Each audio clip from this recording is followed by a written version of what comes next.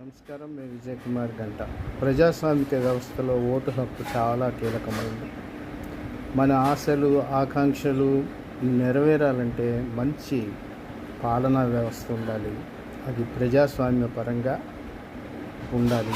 బాబాసాహెబ్ అంబేద్కర్ రాజ్యాంగానికి అనుగుణంగా అది ఉండాలి.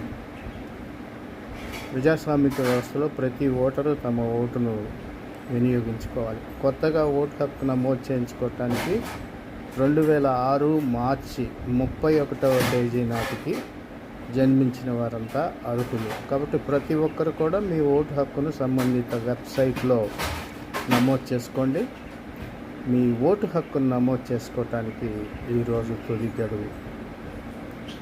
మన ఆకాంక్షలను నెరవేర్చే ఒక మంచి పాలనా వ్యవస్థకి ప్రజాస్వామ్యం ఇచ్చినటువంటి